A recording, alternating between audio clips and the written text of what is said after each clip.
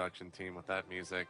Guys, welcome back to MLG Prize Fights presented by Bic Flex 4 Razors. We're about to go into game 2 here between Sheth and Thorzian as we head on to MLG Daybreak. Let's go ahead and jump straight in. And Wolf, why don't you introduce our players?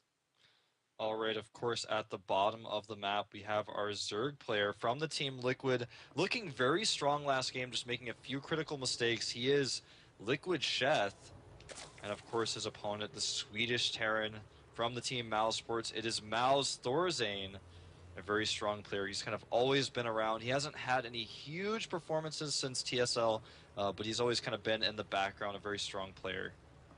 Yeah, and we talked about dual site, how that map is so easy to split, top and bottom. Daybreak is basically dual site on the side because now it's going to be left versus right. I mean, this map, we're probably going to see more of the same.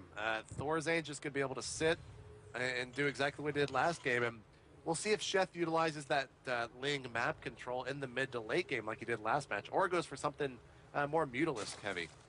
Yeah, we can see a lot of different variations on this map. Something to note about this map compared to the last one is it's much bigger. There's a lot more bases to take, and for that reason, Thorzian may not be able to deny every base, whereas last game, he knew exactly which base Sheth had to take, so he's always able to just kind of have a dropship nearby. But if we have a similar situation to last game, Sheth can take a lot more bases and get away with it. Thorzian won't be able to deny. If he does deny, he's going to have to try a lot harder to do so.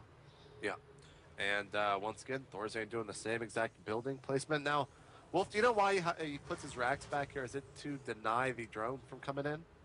That's a good question. I actually, there's a reason why players do things like this. Sometimes if the drone wants to come up, you may not see the barracks right away. That may tip him off. It may make him think there's a fast command center coming down, so you may send the drone down to the natural or something like that. But that's not really the reason, I don't think. I think he just wants to minimize the time spent away from the minerals. Yeah, And that's true. it's hard to say. I mean, that's basically the only real reason. It's just a stylistic choice by Thorzian.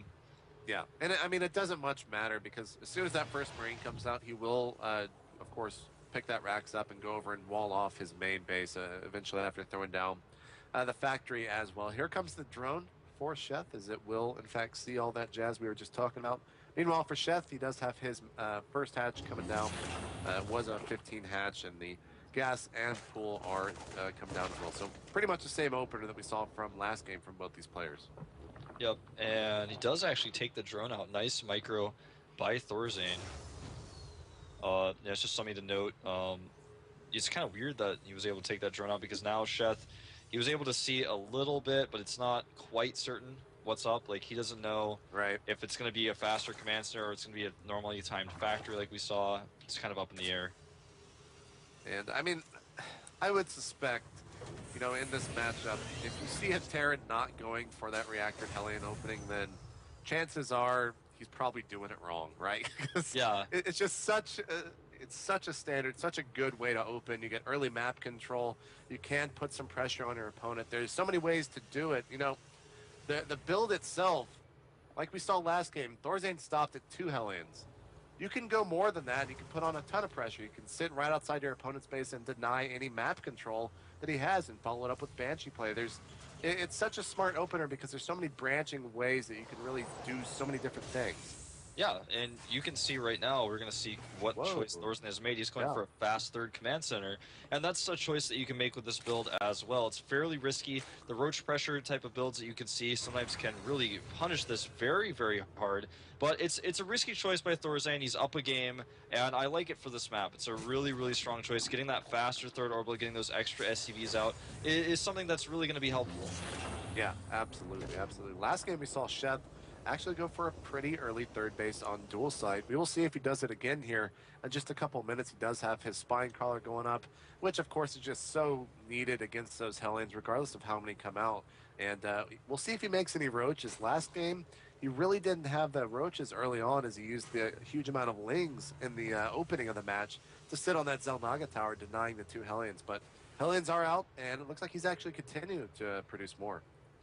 Yeah, and something to note about Sheth this time is they did stop mining gas literally at 100, so he's just got the Zerling speed research.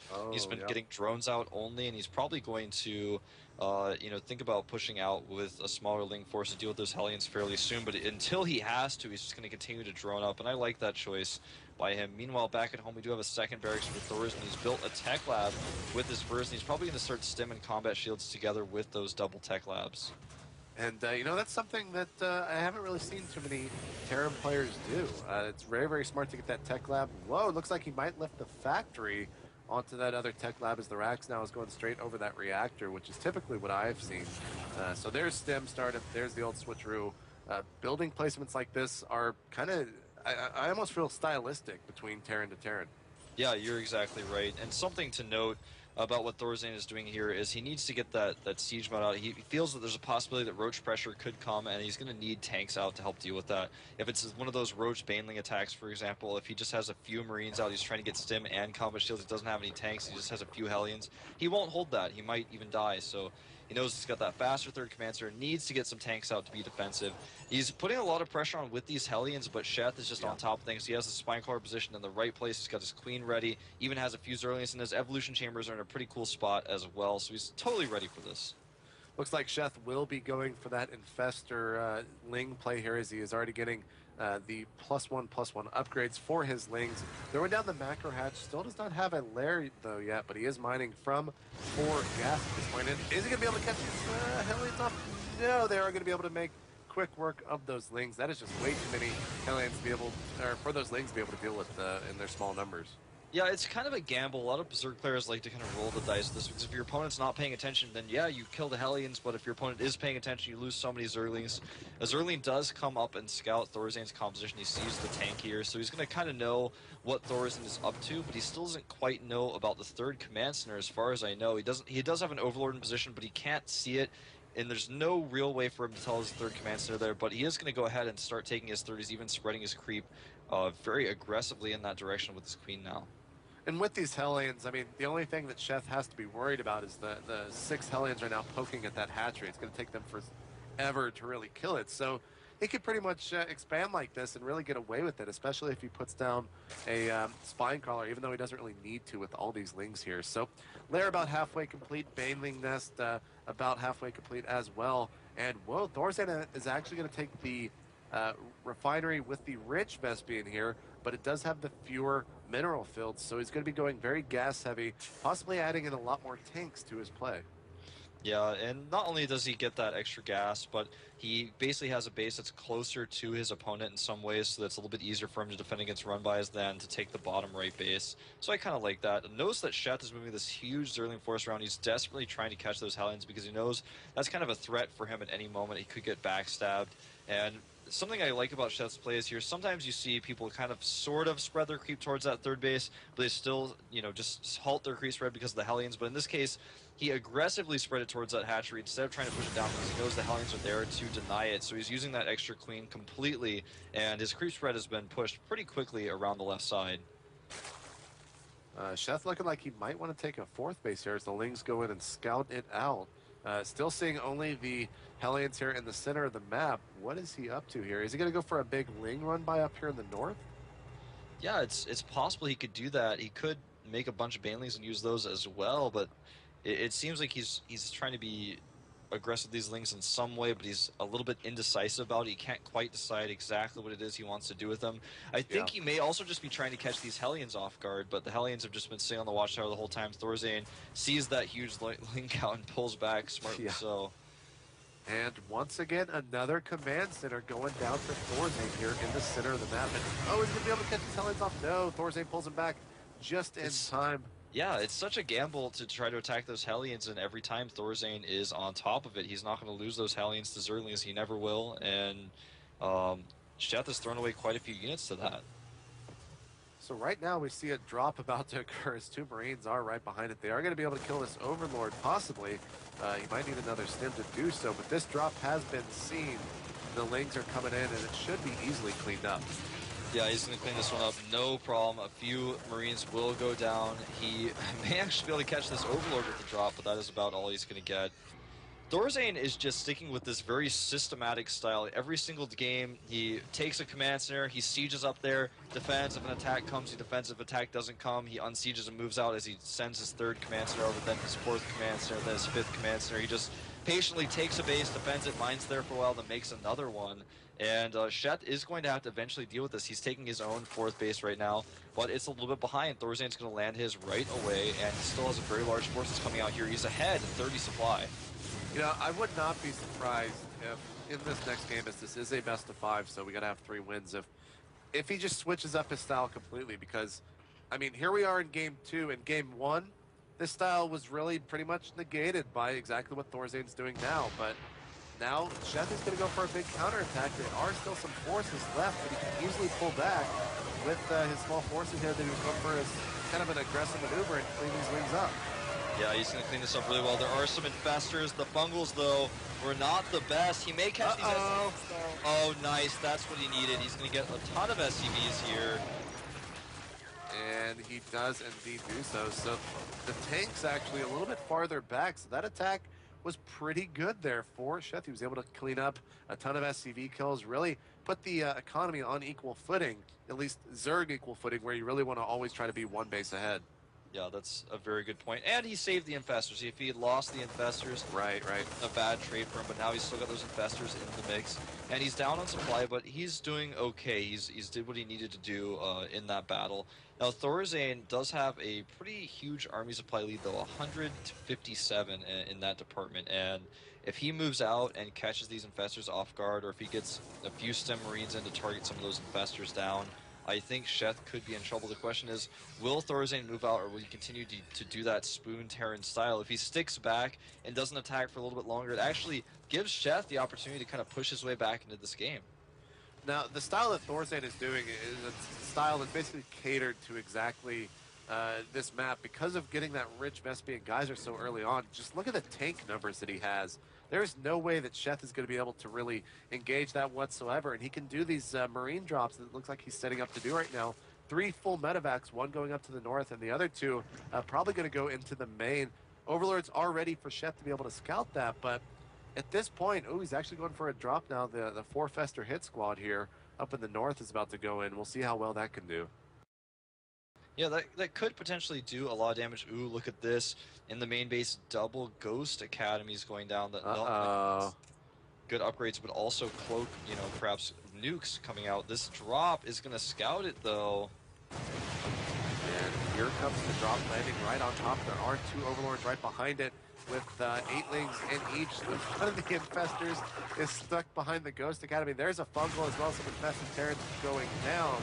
And what is coming back to deal with this? We have some Thors here in the main base, but at the moment they're really going to have to... Oh, then one Overlord goes down, loses all 8lings. And ooh, he's actually close to losing that other Overlord. But, this attack, sure it stopped mining, but when you only have very low minerals there, Thorzian's attack here really is not dealing all that much damage.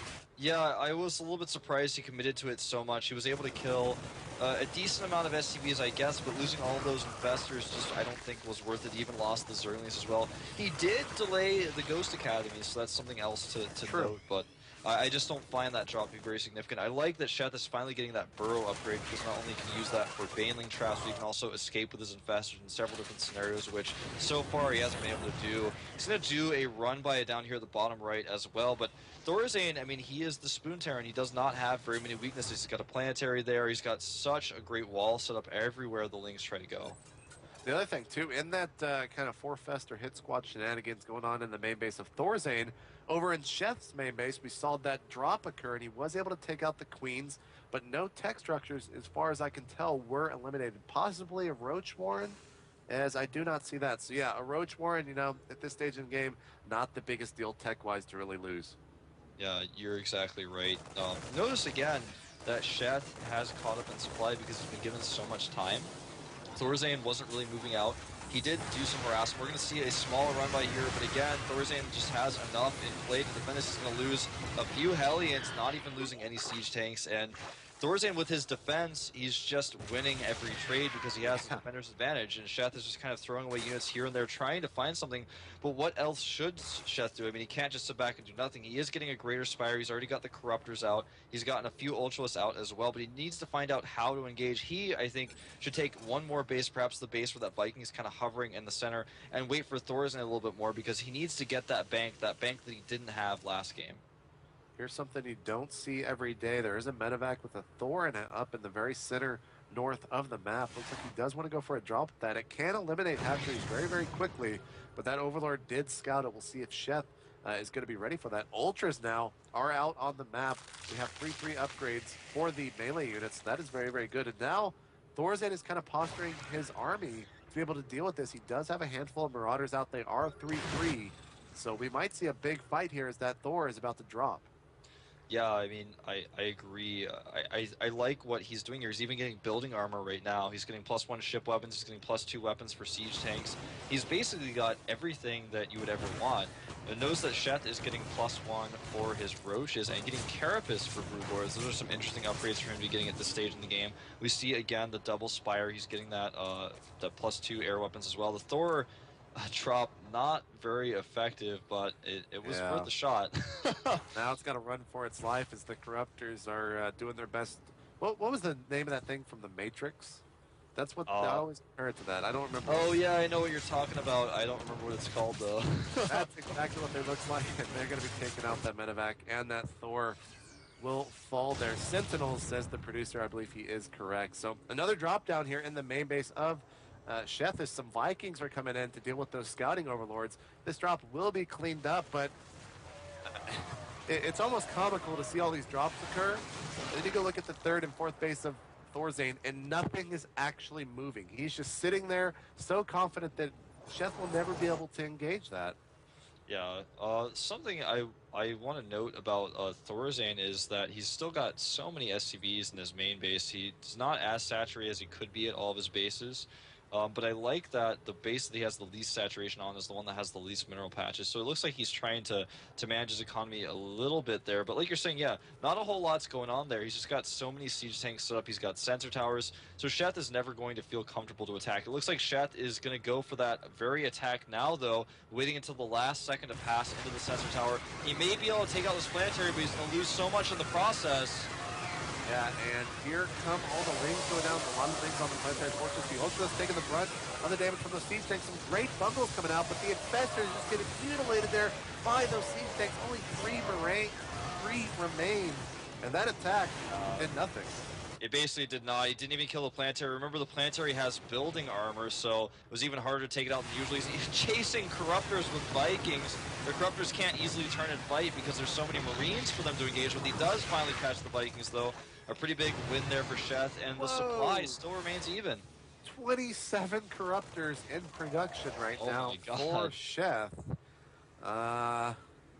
When this happens, sometimes we have one of those air battle situations where the battle no longer becomes about the ground, it becomes about the air. And if he can get those Corruptors out and make a small Broodlord force and kind of push around the map with that, he may be able to take out a few bases, because if you have that many Corruptors, the Vikings are no longer going to be able to be used, and if you can just use the Broodlords, even a small number of them, to kind of push things back, if you position them correctly, it can work out quite nicely. Now we've got two Thors being produced, two Vikings. Thorzian's really going to have to step up his Viking production here to be able to deal with this. I mean, he does have the Marines and the Ghosts. Still no nukes coming into play just yet. Only 4 Broodlords being produced, but already have 5 out on the field. A scan coming in, and let's see if Thorzian decides to move or just do this very, very passive play that we've seen all game. Yeah, that is basically the main question here. Something to note. See, Thorzian knows what's up, man. Look at that production tab. He's getting +3. He's getting reactor as well as the Seeker missile. He knows he's going to need Ravens. He knows this battle is now all about the air. He's been in this situation before. 7 Vikings at a time being produced here for Thorzian, and this game is going to get a lot more interesting, and it may go on for a lot longer, because this is the type of battle where neither player wants to engage, because one wrong move can mean the end of the game.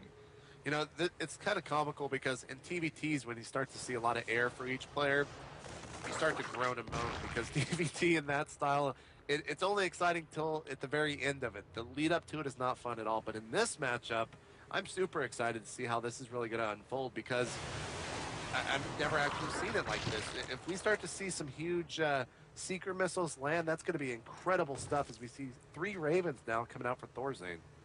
You know, this oftentimes happens in Foreigner versus Foreigner games, and it's not 100% sure why this happens. I feel like maybe Foreigners are not as comfortable ending the game. They feel a little bit more patient. They're a little bit more passive.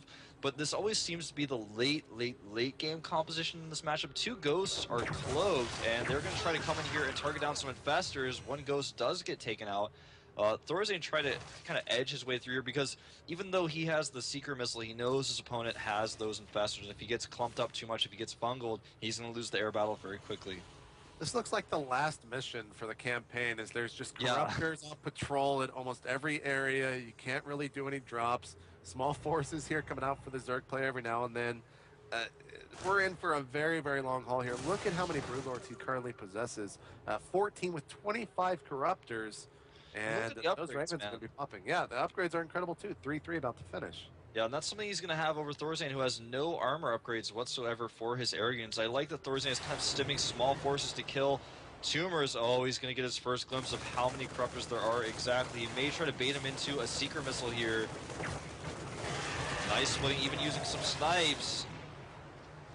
And this is getting so many Ravens out right now. They don't have enough energy just yet for those. Well, some of them do, but a lot of them don't. So we see the Queens are even getting into this. Of course, transfusion on the Broodlords will help so much. Yeah. But it's really going to come down to how well Sheth can position his army. Because if those Hunter missiles are able to connect, they're going to deal a huge amount of damage. Notice 4 command centers are finishing up for Thorzian as well. He's going to add a bunch of orbitals. He's finally starting that plating for his ships. That's going to be something that's really important for him here.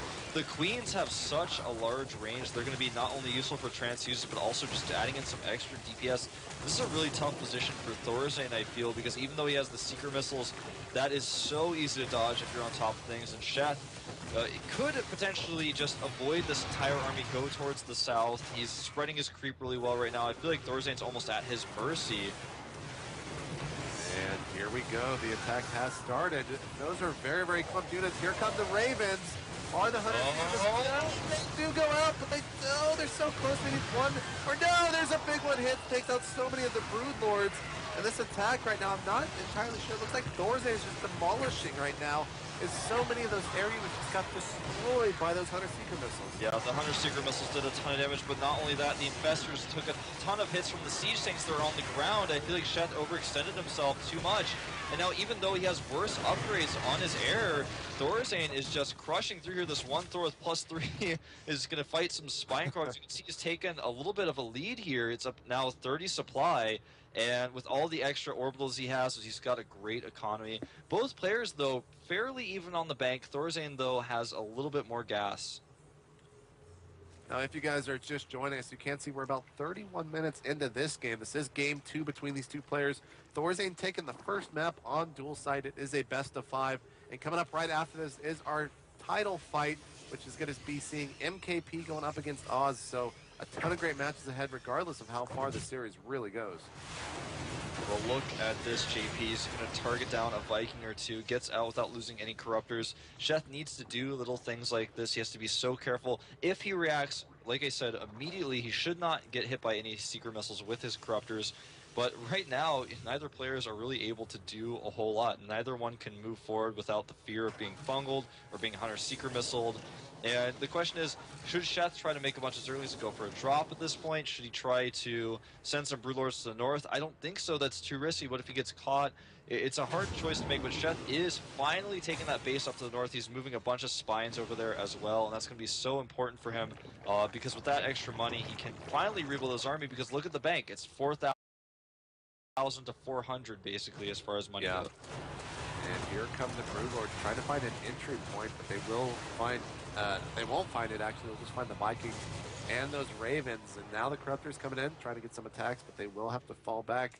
It's pretty funny because Thorzian has actually gone on the record and said that in this matchup, he is so fearful and never really knows exactly when to move out, as now those Spinecrawlers actually had to fall back, and a couple of Marauders are going to clean up that hatchery up in the north. But I think that's what we're seeing here. You know, he is so afraid of really committing to this attack that he's just being so passive about it now. He's just going to use these seed tanks on the very outer rim and really will never actually push into this big attack. And it's the smart move, I got to say. Yeah, I completely agree. I mean, he's the Spoon Terran. He's doing some very Spoon Terran things here. The Thors, with their huge range, are hitting a ton of Corruptors here. The Ghosts getting some snipes. Where are the Infestors? They're too far away. He can't close the distance to them. Even if he did, he probably wouldn't be able to get very many hits off. Should he research Neural Parasite? Should he try? Neural Parasite actually just opened the production tab, is actually being researched now. Should he try to neural some of these Ravens and use them against his opponent? Perhaps neural some of these siege tanks. He needs to eliminate one of the two. He will never be able to approach Thorzian's army, and Thorzian is very, very happy to trade right now with armies and how much money he has and how many hatcheries he's behind. And it looks like Thorzian has decided it's time to move forward about an inch. Might not be the biggest thing, but it actually is, because Thorzian really hasn't moved in the past 10 minutes. And it looks like Sheth is kind of giving up on that base, pulling everything back, and knows that it's about to fall. Look at how many ghosts Thorzian currently possesses. He has 16 out on the map with 6 Ravens right behind him, and that base is being abandoned. Yep, he even took out some Infestors with the Seeker Missile, and this is not looking good for Sheth. He is just not really mining right now. He's going to lose this base. Like I mentioned earlier, he lost the base at the north. He's finally cleaned out the push. He's going for a huge Zerling counterattack here. The depots are raised, though, and all it's going to take is Thorzian sending some of his units back. He's going to send a ton of his units back. In fact, he's sending everything back, but since he's killed this Hatcher, all he has to do is clean up these Zerlings and then go kill Sheth's base one more time. And basically, as far as economy goes, Sheth is in checkmate. He can never take another base.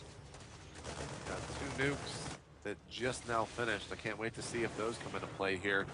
The remaining lings are going to get picked up by that planetary fortress, and Willie's actually going to be able to take out one of the orbitals there, as Thorzian is not moving in just yet. The lings finally being cleaned up, and right now, if you go look over at the the 4th base of Sheth, he has a ton of stuff here, but it's 171 to 181. Bunch of lings coming out now, and I'm not sure if Sheth can really do anything. You know, army composition right now for Thorzian is basically the money composition in the late game. It's basically unbeatable, and he does not have the economy that Thorzian has. If Thorzian moves over and takes control of where that hatchery is, he is going to be basically in an unlosable position. Now, the drones are spotted by these ghosts. They're cloaked. Will he go for a nuke? He does have 2 available, as you mentioned earlier, or will he just kind of sit back? It looks like he's going to start nuking, perhaps. He's actually going to find that his opponent's army is no longer at that location. And he sees it now. Yeah. He's scanning it. Is he? Oh, there's the Overseer. Really He's attacking from 2 sides of the Ghost. I think he's trying to find a place where he can maybe nuke his opponent's army. Oh man, this army is so clumped up for Sheth. I feel like Sheth right now has no idea what to do. He's gonna lose a lot of Brood Lords. The 100 Seeker missiles, 1 of 2 of them get off. They're gonna be able to connect. They will not kill them, but the Vikings obliterating those Corruptors, and Sheth just falling more and more behind. Yeah, the Ghost over here. That hatchery, Thorzian just kind of outdoing Sheth in every way at this point. I mean, this game has gone on for 40 minutes, but I don't think it's going to go on much longer.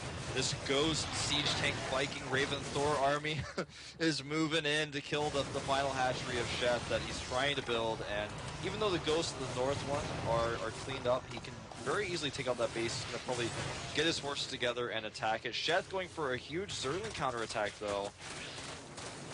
And he will be able to clean up. Well, and there's the lift finally in the very last second. But they will not be able to go any further into that main base as 2 tanks do remain up there. And now Sheth has got another base set up, but it's only a matter of time. This army of Thorzian is just completely ridiculous. Thorzian's starting to set up base at the base he killed at the south without even letting the creep proceed, man. He is I mean, I don't know how else to say it. He is the Spoon Terran. He will not end the game. He will just continue to take bases until his opponent GG's. Right now, Viking count is at 20. There are only 4 Ravens out, but there are 14 Ghosts, and remember those 2 nukes are still in play. And Thorzian has decided to move up here. He is pretty clumped up, so some Bungles could definitely deal a ton of damage. But well, it looks like he's just toying with me, as now he's finally, he's scanned it so much and he just can't decide if he wants to do it. Looks like he's setting up his tanks there on the edge and spreading out his army. And here we go again, guys, as the nukes are actually coming into play this time. Uh-oh, are they going to land? Play. Oh, and the Broodlord. Oh, okay. Here it is. Oh my god, this could change everything. The Broodlords do escape, but the Spines will definitely go down. It's his own Vikings, though. Yeah, that was a bit of a blunder there, but everything for Thorzian is pretty much okay at this point. He lost about 7 Vikings to his own nuke, but he damaged the Spines. The creep has receded a little bit more. And, I mean, Sheth can hope for a lucky Neural on a Raven, but his Corruptors are flying into missile turrets at this point, JP. Yeah. And he has not rebuilt those nukes yet. Doesn't actually have any remaining. You see the Spine Crawlers being rebuilt. Broodlord's doing their best to chip in some damage here, killing a bunch of the Marines with that splash damage. But Thorzian, I mean, this is the story that we've seen all game long. When your opponent is using Ghost to snipe or try to kill Spine Crawlers as against one of the Ravens there, it really kind of it's demoralizing in a sense. Like, Sheth has no answer to this. I don't even know what the answer is to this. I don't think there is an answer to this. The answer to this is don't let your opponent get this far ahead of you in composition. A nice fungal hits some of these Vikings, but I just don't think this is enough. It looks like Thorzian is finally going to end things here, dropping all sorts of tech with those Ravens. The Zerling's not even really able to close the distance. The Ghost doing a ton of damage. Look at the supply fall. It looks like Thorzian is finally going to end this game. Yeah, and there are the Banner Mules dropping as well, just waiting for the GG here. 74 supply to 189 as the hatchery finally falls. Drone's going to fall right with it. Thorzian, this is basically Spoon Terran's end game. If he doesn't make you GG earlier, this is what you have to deal with. There's the good game from Sheth. And, I mean, that match, Thorzian just looks so in control the entire time. Yeah, he absolutely did. I mean, like you said, this is the definition of the Spoon Terran. Like, if there was like a Wikipedia article about Spoon Terran, this video would be attached to. Yeah. I really think that this style that we saw from Thorzen is very unique to him, and it's not Right. something you see in Korea very often. But it looks like he knows exactly how to transition from all steps of the game. He's very uh, systematic with how he makes a command center, defends it, makes another command center. Eventually, now he's got all the upgrades. He just kind of builds a composition that his opponent cannot handle. Absolutely, absolutely. So Thorzian is now up 2-0 in this best of 5. Our next map is going to be MLG Dream Altar, but we got to cut to a quick commercial break. When we come back, Game 3 will be going down.